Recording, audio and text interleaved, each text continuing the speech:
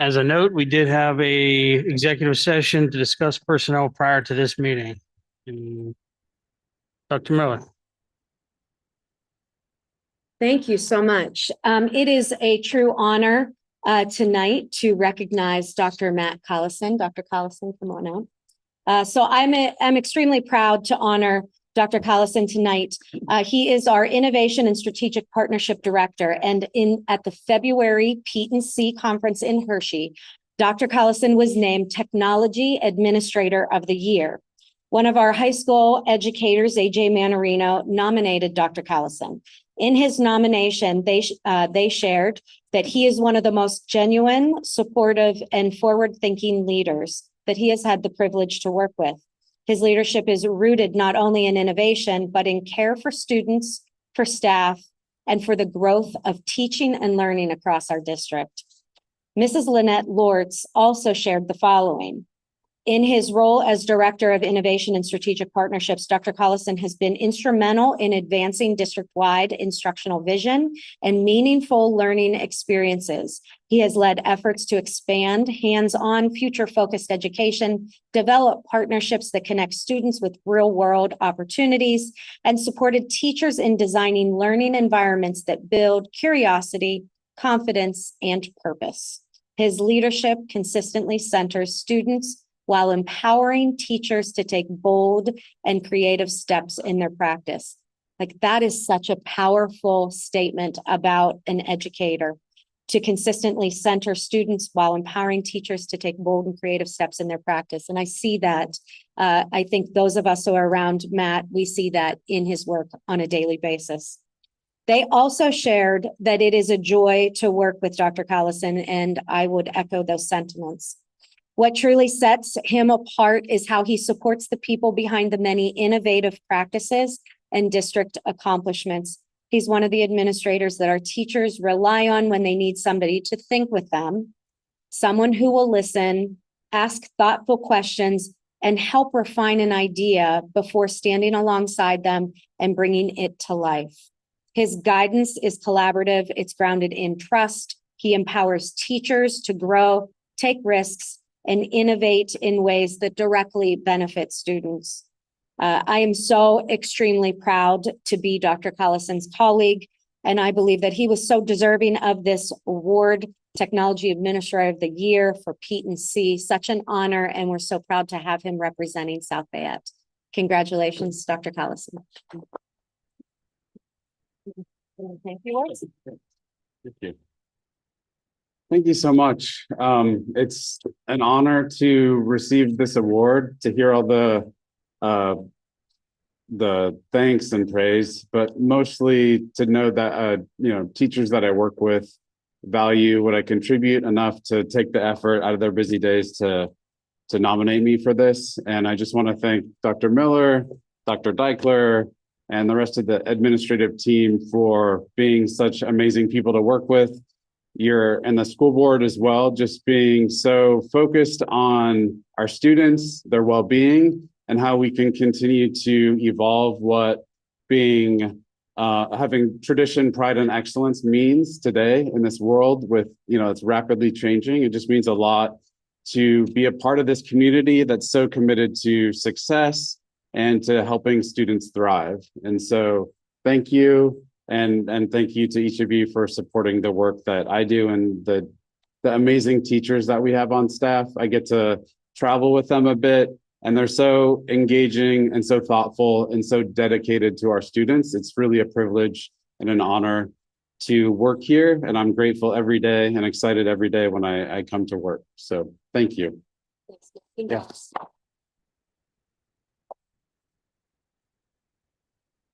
Thank you. Now, budget presentations. Dr. Deichler, curriculum.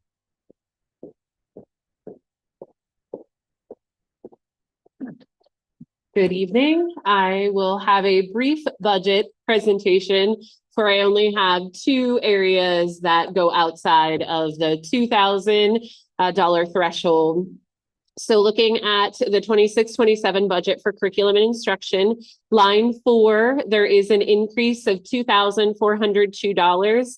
That is just an increase as a result of change in price for 2 of our vendors, Ed Insight, which is our comprehensive data warehouse, and Vector, which is a PD platform that we use. So just a raise in their user cost to us.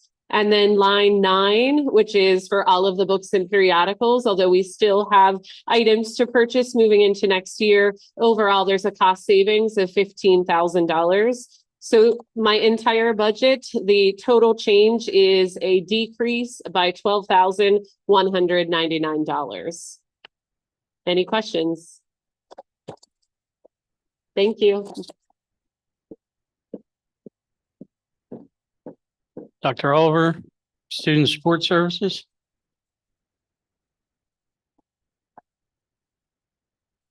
Good evening. I'm pleased to present the proposed 2026-2027 Student Support Services budget. I unfortunately have more than 2 items that have changed, so stick with me. Starting off with row 3, a proposed decrease in the amount of $42,507. And this is attributed to the anticipated savings due to the state revision to cyber charter school formula. Moving down to row 11, a proposed increase of $2,547. And this is as a result of AIU related services increases. Row 13, a proposed decrease in the amount of $5,000. And this is the result of a one-time purchase for Teach Town, our life skills curriculum that we adopted for this school year. Going down to row 14, a proposed increase in the amount of $7,560, and this is due to price increases. Row 17, a proposed decrease in the amount of $15,601. Again, this is related to the Teach Town curriculum and one-time or first-year implementation purposes. Since we'll be moving into year 2 of implementation, we won't have those costs moving into the second year. Moving down to row 19, a proposed increase in the amount of $3,051. We need to update or replace equipment and furniture. Row 22, a proposed decrease in the amount of $5,000, and this was related to a one-time setup fee also associated with Teach Town.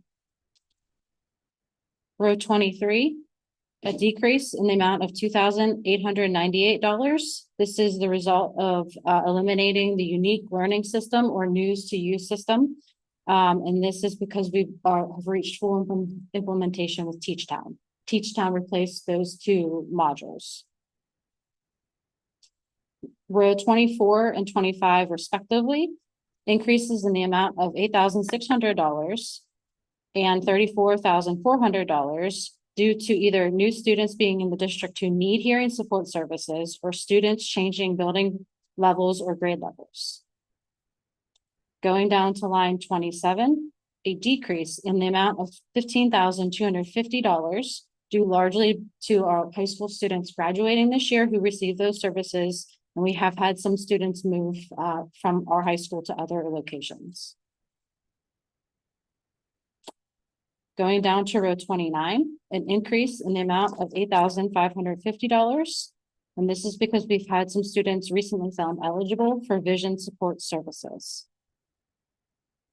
Row 31, an increase in the amount of $3,300. And this is because we've had students move grade levels or buildings and recently found students eligible for vision support services. Skipping down a few rows to line 49, an increase in the amount of $2,481. We need to purchase some new Spire materials. Skipping ahead to line or row 76, an increase in the amount of $70,587, and this is due to anticipated tuition rate increases and increase in student need for our approved private school placements. Row 77, an increase in the amount of $62,551, also due to anticipated tuition rate increases and increase in student need for students placed in private schools. Going down to row 90, an increase in the amount of $2,863. This is an increased cost for the district portion of Allegheny Health Network's chill rooms at our middle school and high school. The remainder is funded by a PCCD grant. Moving down to row 97, an increase in the amount of $6,942. This is for the adoption of one new SEL curriculum and the renewal of the current program to ensure that all tiered supports are covered and to give Mr. Liberatore and his IS team a chance to acclimate and reassess needs of the current program that's being implemented. We are hopeful and cautiously optimistic that we'll be able to eliminate one of these SEL programs into the future. That brings the proposed budget increases to a grand total of $142,099. In addition to this, and I know that it will be talked about in a different presentation, I'm proposing that we add one additional life skills / autistic support / emotional support classroom to the intermediate school for the 2026-2027 school year. Any questions? I have two questions. Quickly. On page 1 again, lines 25 and 27. Can you explain to me why when students move to grade levels or buildings, there's an increase or decrease in the cost? Sure. When a student goes from the middle school to the high school or from the high school to possibly an outside placement, we adjust the cost based on where the students are receiving the services. If it's a student that moves from one of our buildings to an approved private school or a private school, those costs get shifted to one of our private school line items. Okay, but so line 25, for instance, it's $34,000 increase. Students move grade level buildings. So does it cost more internally in the high school than it does in the middle school? So not necessarily. This spring, actually just a few weeks ago for the intermediate school, we had a student progress in that individual's hearing loss. That went from more of like a part-time hearing support to almost a full-time hearing support. So that increases with regard to one student. okay. And then on lines 76 and 77, just quickly, if you could for me, these are major increases. In the private schools, what's the difference in the approved private schools and the private schools? A lot of that comes down to how those schools are funded and the funding sources that we can pull from the state level. An approved private school is kind of coded differently than a private school is. Some approved private school placements are eligible for the district to recoup part of the cost of tuition. Private school places, we're not able to recoup some funds from the state. So would it be more beneficial to put them in a private approved schools as opposed to just the private schools? It really depends on the individual student need. We're very thoughtful and intentional when looking for an outside placement. We always want our students to be able to stay here as much as possible. Okay, But there's a difference in the offering of services sometimes for students. It might just happen that sometimes students would be a better fit for an approved private school. And there are other instances where a student's needs might be better met in a private school. It really depends on the student's disability, level of need, and the type of programming that they're eligible for. and what, if any, control do we have over the costs assessed to us by the private schools and the approved private schools? Who sets their tuition rates? They do. We have no control. Pardon? We have no control. Okay, We do try to be really thoughtful in looking at the most economical option. I recognize that we have to be responsible stewards of taxpayer money. But it really comes down to what the student needs and what's available out there for that student. okay, thank you. Yeah, you're welcome. Dr. Oliver, a follow-up question related to the AIU line items, like for example, 24, 25, 26 that Lynn was referring to. Any of the line items that have AIU listed, is it safe to say that those dollars go directly to AIU? Or is there some distribution in those? As far as I'm aware, directly to the AIU. Okay, thank you. I have a quick question on the SEL curriculum. Which two programs are you looking at? I'm sorry, did you say ESL or SEL? Okay, just making sure. Our current program is second step. Right now, the intermediate school that's been renewed for the next school year. To allow for the new staff, the new administration to come in and have a say in the direction that they feel that building should go. The elementary school would like to adopt See the Good. It's a relatively new program to the United States. It was originally developed in the Nordic countries.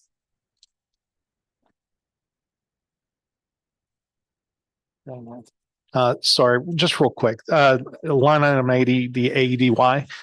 Who are you contracting with? AEDY. Yes. We have an agreement with two different locations, IU1 in McMurray and the Prevention Network in Baden, which is in Beaver County. Thank you. You're welcome. Good. Thank you. Mr. Keener. Athletics. Good evening. I don't think I'll be as quick as Dr. Deichler, but I only have a few line items that exceed the $2,000 mark, but I'll try to beat it. For the athletic department, 26-27 budget. The first line, line 2, which is professional services, an increase of $4,120. That's an increase in our new ambulance coverage and a slight increase for the year to year for our athletic trainers coverage that UPMC supplies us as well. Next would be line number 9, which is travel. We increased it by $5,000. I believe we had this discussion maybe last year a little bit too, just with the increase in the cost of, buses, hotels, things like that, and our teams being pretty successful. We wanted to bump that up a little bit.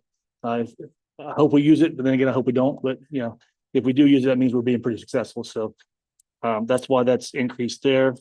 Line 11, general supplies, a little $15,003 increase. We did purchase new football uniforms. We are purchasing this for next year, which is the biggest price for any uniform we have. Also, the last couple of years, we've also had to do a small order towards the end of the year for extra training supplies. So we did increase that a little bit this year. And we are planning on ordering 75 new Guardian caps for our football players for the concussion prevention for those as well. So that's why that gives us a $15,000 increase there. And then line 14 is a decrease of $18,650 for replacement equipment greater than $1,000. We purchased new wrestling mats last year, which is a nice chunk of money, and that came out this year. So that was a nice decrease for us. So overall, for the 26-27 athletic department budget, is an increase of $9,658. Any questions? Yes, Lynn. One question on the football uniforms. Didn't we buy those in this current year's budget? No, it'll come out at 26-27 budget. Didn't we approve those football uniforms? We placed the order for them, but they won't charge us. Oh, okay. I'm That's sorry. why I came and got approval All of right. you. So We got the approval, but they're not going to be. All right. Thank you. Yeah, That clarifies it for me. Yeah. Thank you very much. I forgot that. With the travel for the current year, did we exceed the budget already, or is that anticipated for next year? I think we We're pretty close. yes. And we still have a couple teams that are gonna, yes. So yes. Well, is 5,000 enough? Not that I want to give you more, but is 5,000 enough? Let's start with that. Okay. Well, Maybe I'll ask for more next year. the hope is that every team goes to the playoffs, right? Correct. Okay. That's the hope. Any other questions? Thank you. Mr. Radich?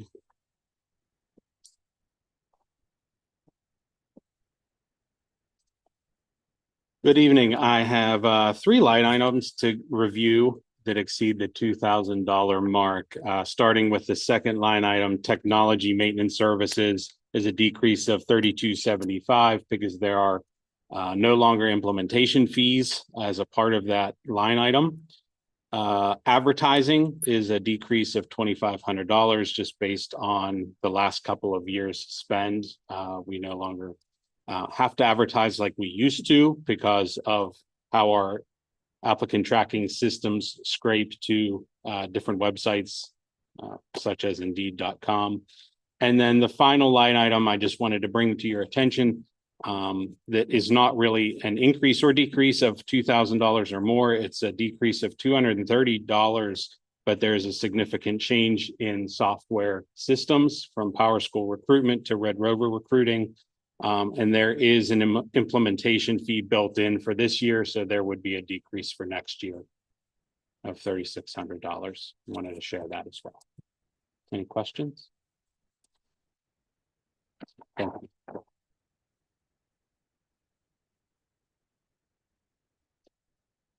All right, we'll have consent agenda for next week. Dr. Miller, monthly report. Absolutely. Thank you. So we hosted the Region's Unified Robotics event on April 16th. Dr. Oliver, who's here, and her team did a wonderful job hosting this event and welcoming schools across the region to compete. Also, Teacher Appreciation Week is coming up. That will be the week of May 4th. We're looking forward to celebrating and showing our gratitude to all of our educators and support staff that week. We're also very excited this time of year to for our elementary and intermediate school students. Spring signifies a time where many of them go on their annual field trips, and I know they're gearing up and are very excited about that. And it's also a time for our musicians to showcase their talents for our many performances. And so there are performances, at least 2 or 3 each week until the end of the year, and we would love to see you at any of those. Mini-thon is coming up on May 1st. Our advanced marketing students have been working tirelessly throughout this entire year to raise awareness as well as funds. Last year, they raised over $350,000, and they're looking to beat this amount, what I'm told, by at least a penny. All proceeds go to or for Diamonds to combat pediatric cancer. Want to note that community night is on May 1st from 6 to 8 p.m. It's in front of the high school, and it's always a fun time. They have inflatables, games, food trucks, but it's a great time to celebrate with our community. NHS induction was last night, and we inducted sophomores and juniors into our NHS chapter. It was a beautiful ceremony for all of our incoming members, as well as celebrating our seniors. Very excited next Tuesday that we'll be holding our groundbreaking ceremony for our elementary school before next Tuesday's board meeting. We'll meet at the field across from the intermediate school playground across the road, and the ceremony will begin at 6 o'clock. So we would look forward to everybody joining us. Tomorrow, Thursday is a very special day here on campus. It is Take Your Cub to Work Day. That will be held on Thursday, and we have over 80 Cubs joining us. Dr. Deichler always creates just some really special activities for all of our employees' children. And as I typically sit down with each of our departments and grade levels, and I say, you know, what's going right? What do you want me to know? They often will share how excited their children are, even if it's in September, October, November, that they're looking forward to this day in April. So we're looking forward to it. Our educators are as well. Our Best of the Best celebration will be held April 27th. That's this coming Monday. And we will be recognizing our academic achievements of many of our high school Lion learners. And at the end of this month, we're hosting a training for colleagues in the region. National writer and researcher Ellen Galitsky will be here on April 31st and May 1st to provide training on executive functioning skills. This training supports the Ed Promise by AASA as they focus on their second pillar, real skills for the real world. On April 17th, Katie Shipp, she's with I Have the Right To. She met with our 12th graders to discuss college campus safety, their digital footprint, sexting, and other online safety considerations. The assembly was well received by our students, so very thankful that she came to share that with our seniors. And yesterday, our students in grades 3 through 8 began taking the PSSA assessments. This year, the state required all testing to be online. Yesterday, our students began the test and there were no issues. Today, the state did announce that schools across the Commonwealth did have some access issues. I'm proud to say that despite a few glitches here and there today, we had but all 5 students finish their testing. I want to just thank Mr. Warfield and his entire technology team, Christine Wagner-Deach, for just her continued support of our teachers and making sure that things were planned and well communicated, as well as to all of our faculty and administration in each building who not only have prepared for this day, but really helped our students do their very best today. So very proud of them and grateful for everybody involved making that a success. Thank you so much. Thank you, Dr. Miller. Business office, we have seven items. 2 will be, need action today. Do you have any comments or questions on business office?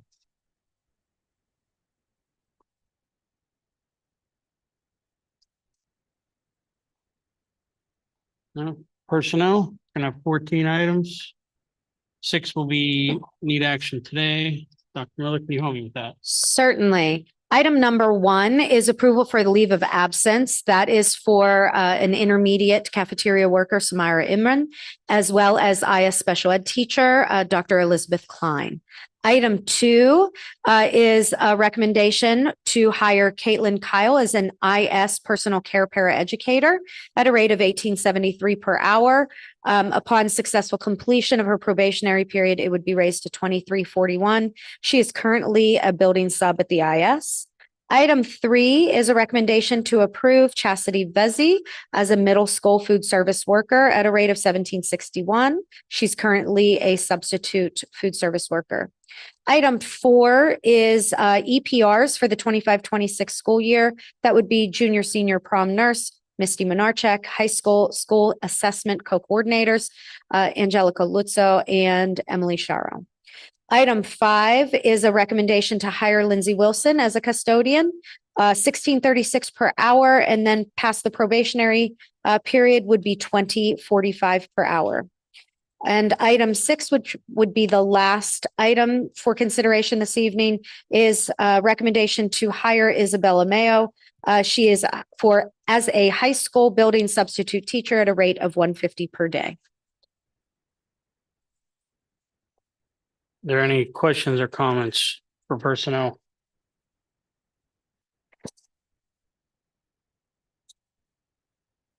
Education, there are 2 items for next week. Nothing in transportation, nothing in athletics. 1 construction item for next week. 1 miscellaneous item for next week. Any questions on, I guess, construction or miscellaneous?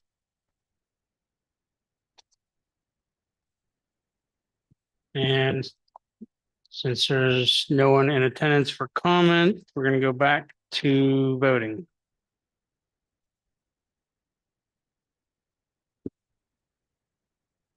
Do I have a motion to approve 1 and 2 in the business office?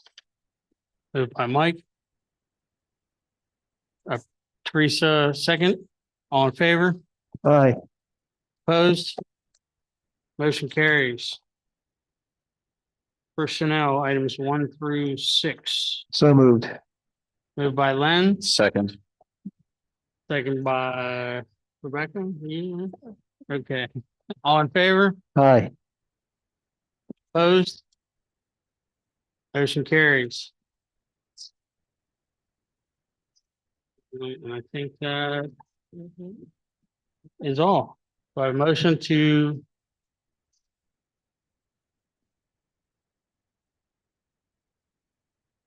we did 1 through 6 for personnel. Is that okay? You good with that? Yeah. Do I have a motion to adjourn? Moved by Rebecca? Are you seconding then? That's Second by Teresa. All in favor? Meeting adjourned. Thank you, everyone.